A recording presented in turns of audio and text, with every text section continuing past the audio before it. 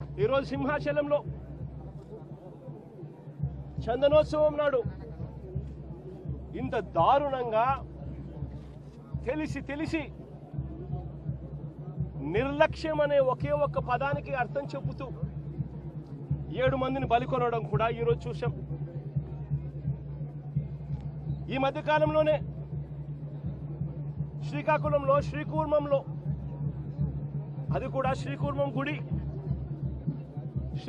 గుడిలో కూడా ఏ రకంగా తాబేళ్లు చనిపోవడం కూడా మన కళ్ళెదుట చూశాం. తిరుమలలో గోశాలలో ఏ రకంగా గోవులు చనిపోవడం కూడా మన కళ్ళెదుటే చూశాం. చంద్రబాబు నాయుడు గారు ఈ 11-12 నెలల కాలంలోనే పాలనలోనే కడపలో కాశీనాయన ఆశ్రమంలో ఏ రకంగా బుల్డోజర్లతో కలెక్టర్లే స్వయంగా వచ్చి కాశీనాయన స్వామి ఆశ్రమాన్ని, కాశీనాయన స్వామి గుడిని ఏ రకంగా ధ్వంసం చేశారో కూడా మన కళ్ళెదుటే చూస్తూ ఉన్నాం. ఇవన్నీ కూడా కేవలం ఈ 12 నెలల కాలంలో చంద్రబాబు నాయుడు గారి హయాంలో జరుగుతూ ఉన్న గుడులు గోపురాలకు సంబంధించిన వ్యవస్థల మీద ఆయన చూపుతా ఉన్న శ్రద్ధకు నిదర్శనం. ఏదైనా కూడా పబ్లిసిటీ కోసమే ఆయన చేసేది, ఏదైనా డైవర్షన్ పాలిటిక్సే. పుష్కరాల సమయంలో కూడా గతంలో చూసాం ఏ రకంగా 29 మందిని బలికొన్నాడో కూడా మనం చూసాం. గోదావరి పుష్కరాలలో, రాజమండ్రిలో. నేను అడుగుతా ఉన్నా, ఇన్ని ఘటనలలో అన్ని ఘటనలకు జరిగేటప్పుడల్లా జరిగిన తర్వాత వస్తాడు, వచ్చి కమిషన్ వేస్తున్నాను, విచారణ చేయిస్తాను అని చెప్తాడు. ఇన్ని ఘటనలు నేను చెప్పిన కనీసం ఒక్క ఘటనలో అయినా కూడా సీరియస్గా ఎవరి మీద అయినా యాక్షన్ తీసుకున్నారా అని అడుగుతా ఉన్నా. ఎవరి మీద యాక్షన్ తీసుకోరు, ఎందుకనంటే ఈయనే దోషి కాబట్టి. ఎవరి మీద అయినా యాక్షన్ తీసుకోవాలని వస్తే ఈయన మీదే తీసుకోవాలి కాబట్టి ఎవరి మీద యాక్షన్ ఉండదు. తిరుపతిలో మొన్న చూసాం, జనవరి 8వ తారీఖున వైకుంఠ ఏకాదశి నాడు జరిగిన ఘటనలో 6 మంది చనిపోతే ఈయన తీసుకున్న యాక్షన్ ఏమిటి? ఎస్పీని అక్కడి నుంచి ట్రాన్స్ఫర్ చేశాడు. అది ట్రాన్స్ఫర్ చేసేది ఏంది? చెత్త పొజిషన్లోకి ఏమన్నా ఇచ్చినాడంటే అది కాదు. అదే తిరుపతిలోనే టాస్క్ ఫోర్స్కు ఇంకా బెటర్ పొజిషన్కు తీసుకొని పోయి, ఆఫీసర్గా బెటర్ పొజిషన్కు తీసుకొని పోయి ఆయనకి ఇచ్చినాడు పోస్టింగ్.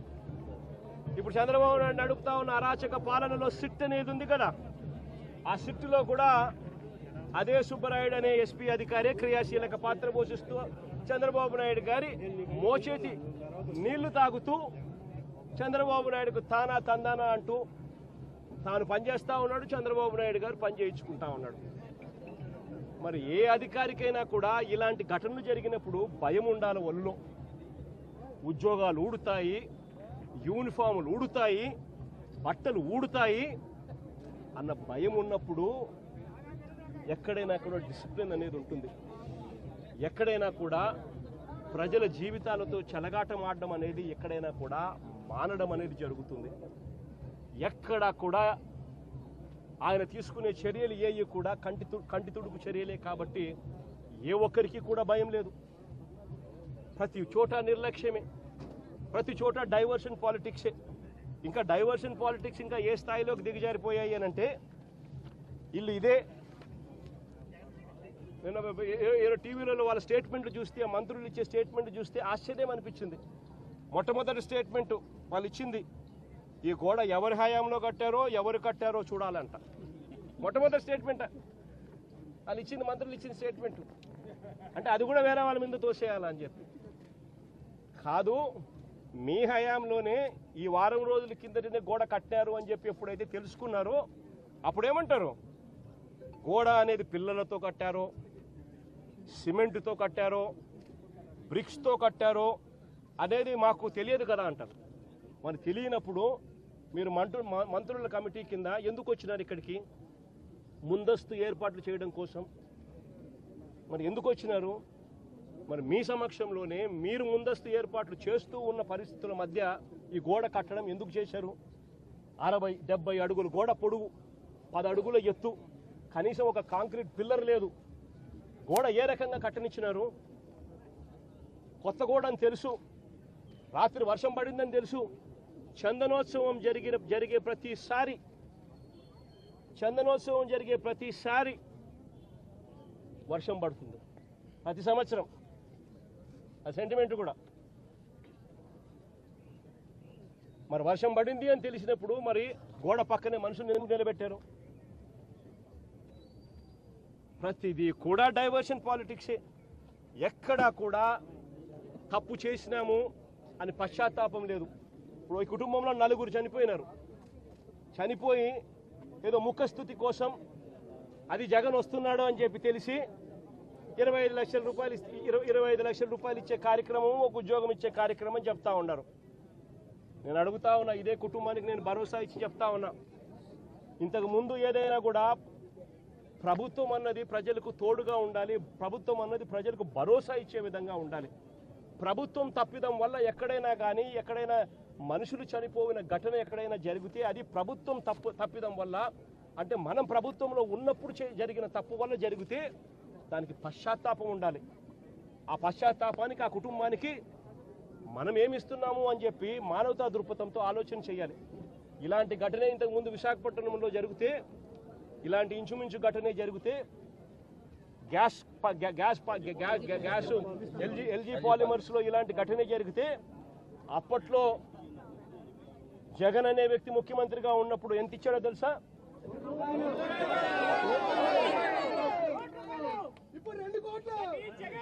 జగన్ అనే వ్యక్తి ₹1 కోటి ఒక్కొక్కరికి ఇచ్చి ఆ కుటుంబాలను ఆదుకున్నారు. ఇప్పుడు ప్రభుత్వం చేసిన తప్పిదం వల్ల ఈ ఘటన జరిగితే అసలు ఆ కుటుంబానికి నువ్వేం చేస్తా ఉన్నావు అని చంద్రబాబు నాయుడు గారిని అడుగుతా ఉన్నా. ఒకటే చెప్తా ఉన్నా, వీళ్ళు ఇచ్చినా ఈకపోయినా కానీ చనిపోయిన ఈ కుటుంబాలకు గుర్తు పెట్టుకొని మళ్ళీ మేము అధికారంలోకి వచ్చిన తర్వాత ఈ కుటుంబాలకు ఆ ₹1 కోటి బ్యాలెన్స్ వీళ్ళు ఇచ్చినారు. మిగిలిన బ్యాలెన్స్ డబ్బు మనం ప్రభుత్వం వచ్చిన తర్వాత నేను స్వయంగా ఇప్పిస్తానని చెప్పి కూడా చెప్తాను.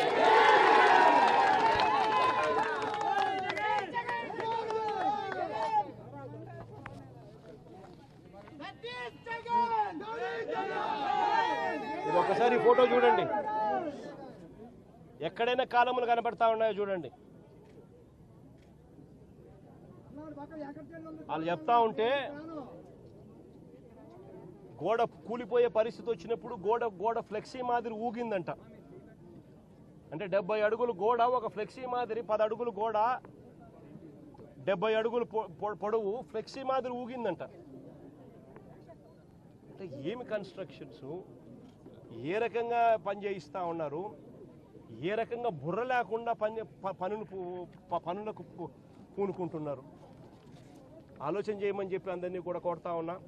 చంద్రబాబు నాయుడు గారిని కూడా మానవతా దృక్పథంతో ఆలోచన చేసి జగన్ ఇచ్చే లోపలనే ఆ ₹1 కోటి ఇచ్చి ఆ కుటుంబాలను ఆదుకోమని చెప్తా ఉన్నా.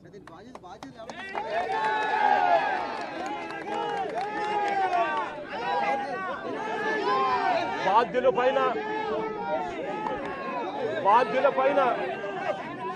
ఈ మంత్రుల పైన, బాధ్యత తీసుకున్న ఈ మంత్రుల పైన,